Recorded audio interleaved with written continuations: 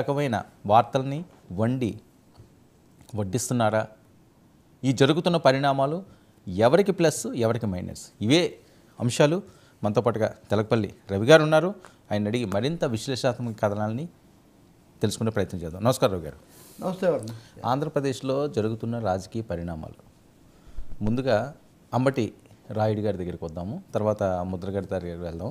అసలు అంబటి రాయుడు వైఎస్ఆర్సీపీలో ఎందుకు వెళ్ళినట్టు, ఎందుకు వెనక్కి వచ్చి మళ్ళీ పవన్ కళ్యాణ్ గారితో కలిసినట్టు?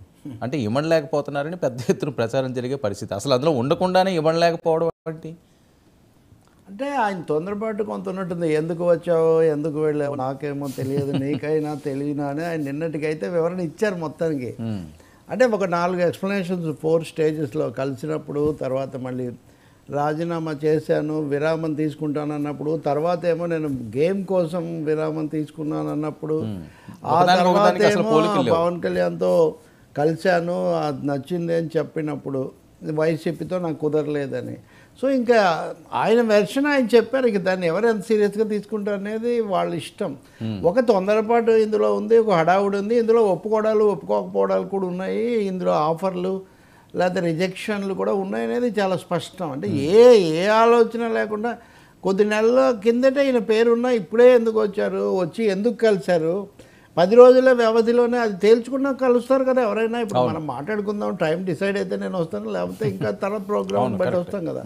కాబట్టి అంత ప్రముఖమైన వ్యక్తులు వచ్చి ఒక ముఖ్యమంత్రిని కలిసి చెప్పిన తర్వాత మళ్ళీ ఏంటంటే ఇక్కడ ఏదో వాళ్ళు ఆశించింది ఏదో జరగలేదు, నేనేం ఆశించలేదు అని కూడా ఆయన అంటున్నారు.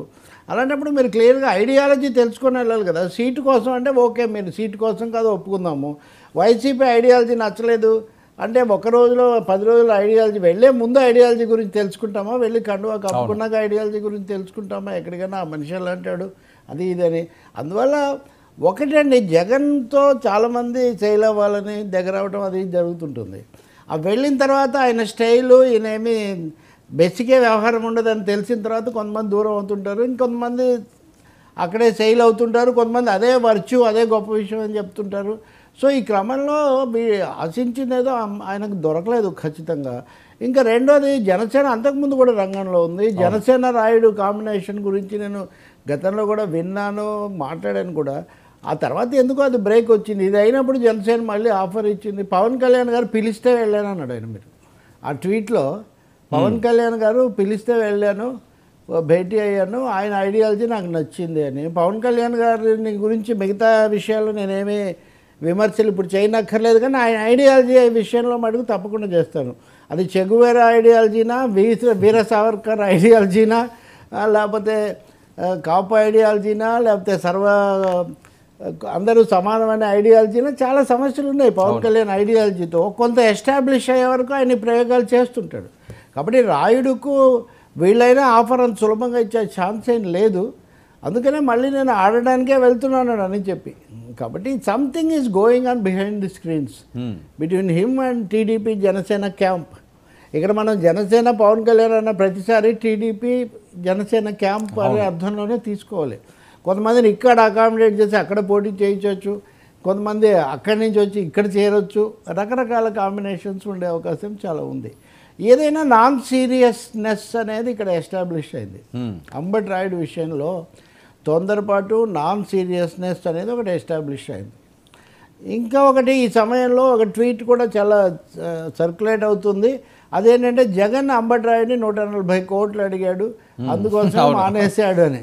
అంటే ఎప్పుడైతే కేసీనేని నాని మా దగ్గర 150 కోట్లు అడిగాడు, మా తమ్ముడి దగ్గర తీసుకున్నాడు అని ఆయన ఏదో చెప్పాడు కదా, అదొకటి నడుస్తుంది. నా దగ్గర ఏంటని వాళ్ళు ఖండిస్తున్నారు. 180 కోట్లు అదే. అందుకే అంటే ఇవన్నీ కౌంటర్ ట్వీట్స్ లాగా కనబడతాయి నాకు. అక్కడ ఒకటి వస్తుంది అనగానే దీనికోటి సృష్టించడం, ఇందులో ఎవరు ముందు ఎవరు కాదు, ఎవరు రైట్ ఎవరు రాంగ్ అనేది వాళ్ళ భక్తి విశ్వాసాలను బట్టి వాళ్ళు నిర్ణయించుకోవాల్సిందే. కానీ మీరు నేను చెప్పడం బొత్తిగా అవసరం లేని విషయం. ఇవన్నీ non serious and what do you say office oriented or post oriented politics అని చెప్పొచ్చు మనం.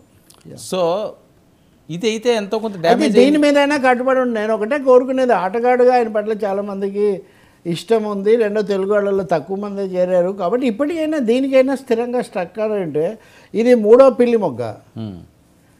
ఇంత ఫాస్ట్గా రన్స్ చేస్తే బాగుంటుంది, కానీ రివర్స్లు ట్విస్ట్లు ఫాస్ట్గా చేస్తే బాగా.